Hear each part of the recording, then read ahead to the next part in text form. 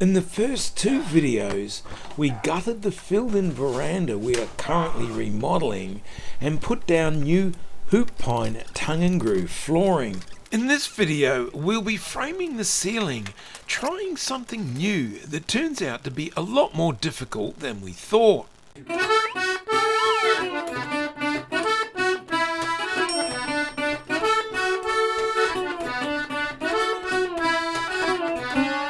The issue with the roof here is it goes from 2.1 meters on this outer wall up to 2.9 meters on the inner wall. That makes it look more like a filled-in veranda. We'd like to make it flat, just above the 2.4 meter mark. That would look a lot nicer, we think, and would then angle down to 2.1 meters. We'll start by marking out the flat part of the ceiling at a little over 2.4 meters, including the point where the flat part ends and the sloping part begins, and repeat this for every wall stud and roof rafter, including those in the area around the corner that is to become an office.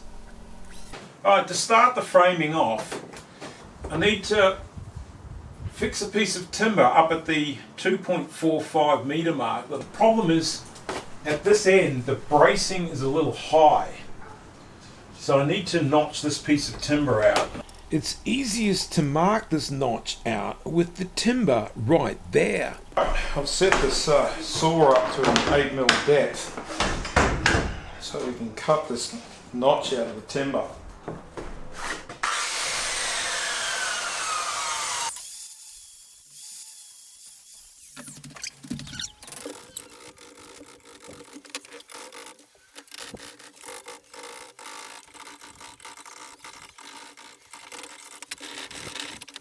Because I'm working on my own here, I need to screw something to the wall to hold the other end of this timber up while I check if the notch fits.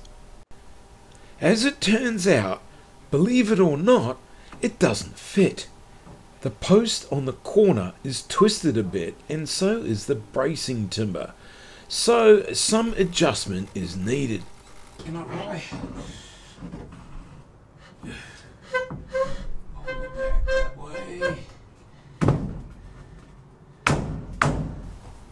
This time it fits. Not dead accurate, but fits well enough. Then this timber must be nailed to the existing wall, which happens to be really hard wood. The nail gun gets the nails in most of the way, but some hand hammering is still necessary to get them all the way in.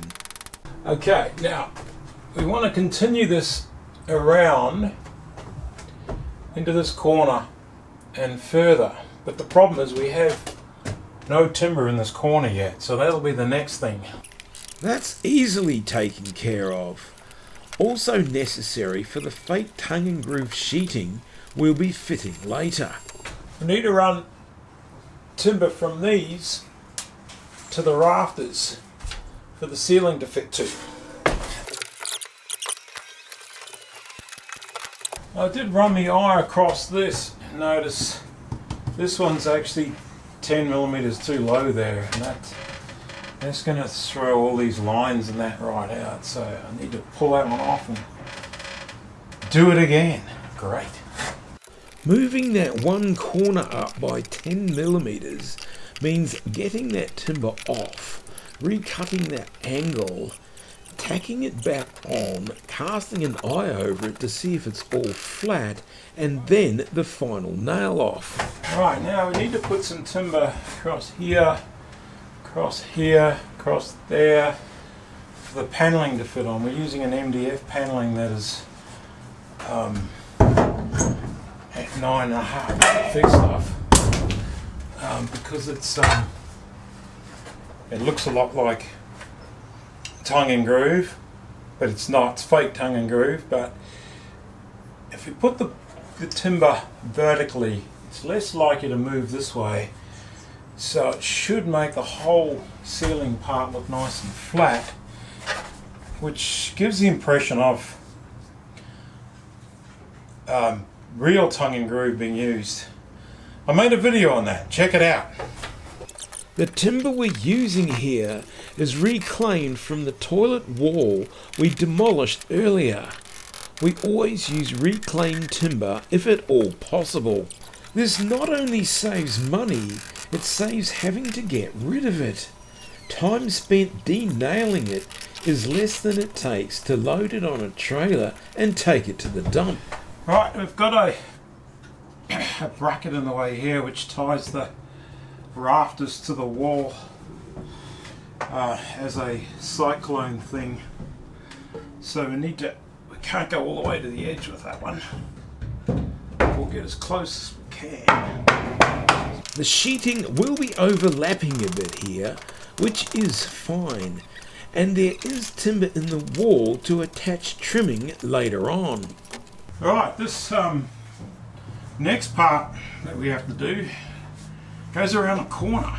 The tricky part here is we need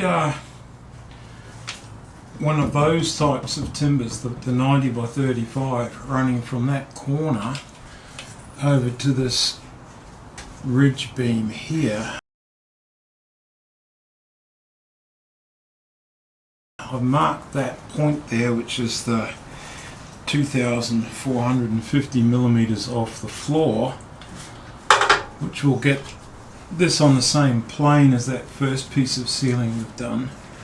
But joining it into here is going to be pretty tricky.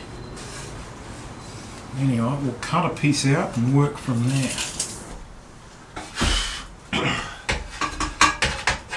Right, we've got a piece that's to fit in there now.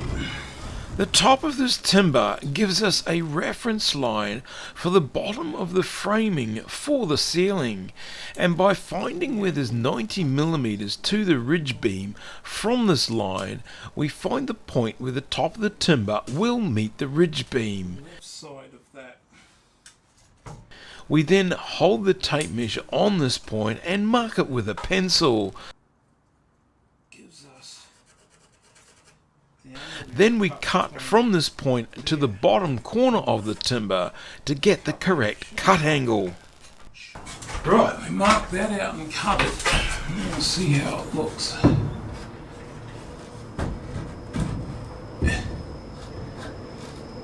I must say that that's looking pretty good. It does need to mount into the middle of that ridge beam, and it's not sitting dead on that.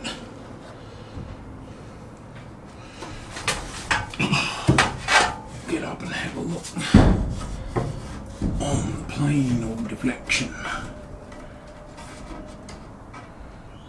Yes.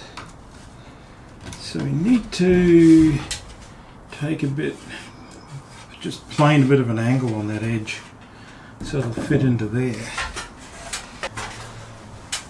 Right. I've just planed that edge off, so we'll see how that fits.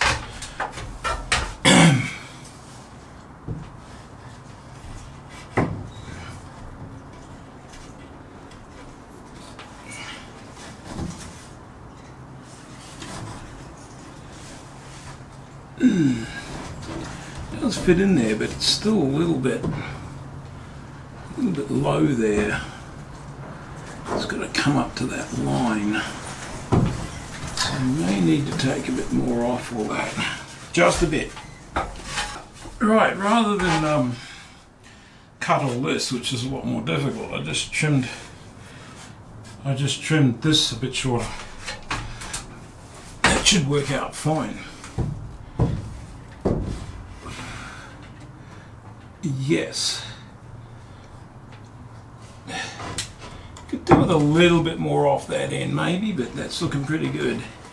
Now before I nail this on, it makes a lot of sense to cut another one of these, like a mirrored version of it. Be easier just to copy this and work it all out again. That just makes a lot of sense. Right. We now have two of these ready to nail on, but of course we'll do one at a time, I think so.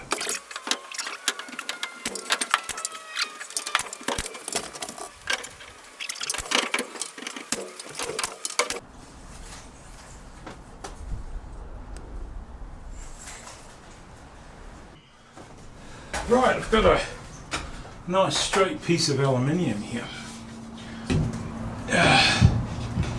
which I want to run along the edge of that.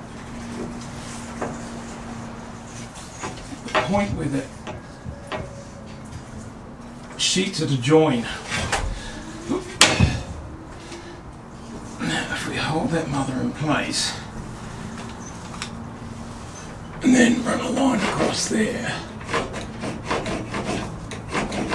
that gives us an idea where the lines are. And I'll tell you what, that's looking pretty damn good. Now we've got to run timber across here and get something in there that we can nail sheeting onto. At the moment that's no bloody good. And then we've got to fill that part in, and then this part. Yeah, the fun's only just started. This piece was just in the way, so it had to go. It was easier to nail these pieces to the rafters rather than that angled beam we just put in. The position of these is along our line, so the sheeting will have something to nail onto where it goes from a flat ceiling to the angled ceiling. Once again, the middle piece is just to keep the sheet flat, so it looks believably like tongue and groove. And again, we strike those cyclone straps for that last piece, so we can't go right to the edge. These cyclone straps continue to plague us right into the corner. Now here, rather than nail into that ridge beam, we're actually nailing onto the batten for the metal.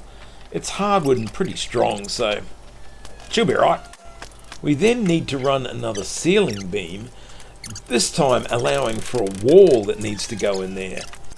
So we need one beam each side of the wall because this is where the sheets will end.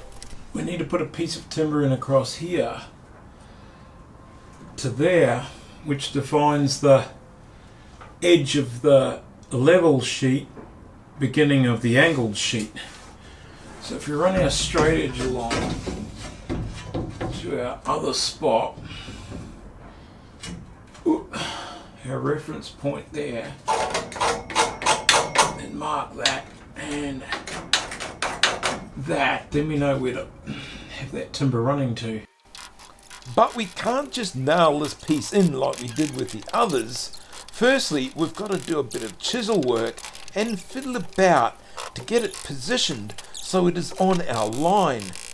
Okay, I've run another piece of timber along here, but I thought I had my line off, because when I look at this and run down the line of the wall there, because all the original timber is sort of all over the place, it's very hard to tell whether it looks right or not, so I'm having to rely heavily on my measurements. Fortunately I can see them quite clearly with the light glaring in them.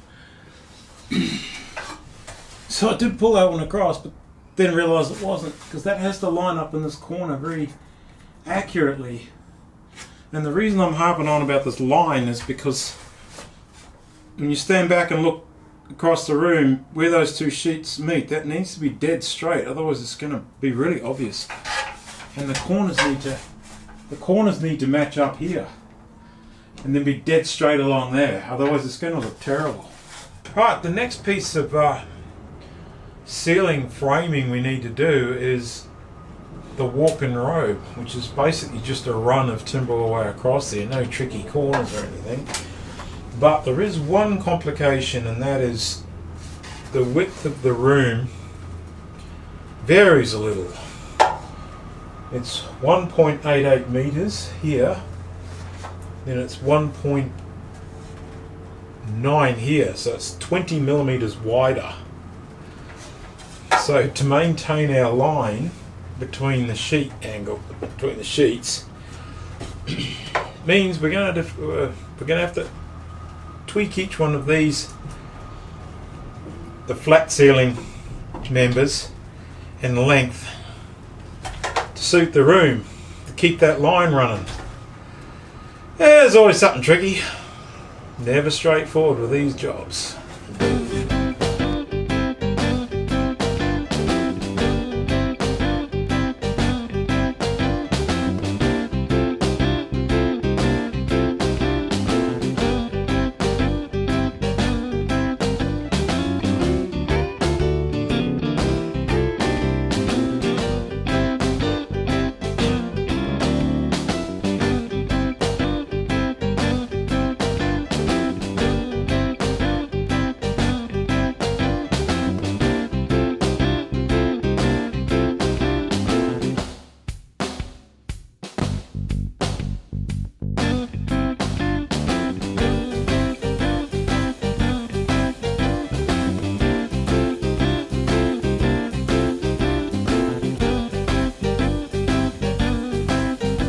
Well, that's it for this video. In the next video, we'll be framing the two small walls in here with angled tops and openings for reclaimed doors.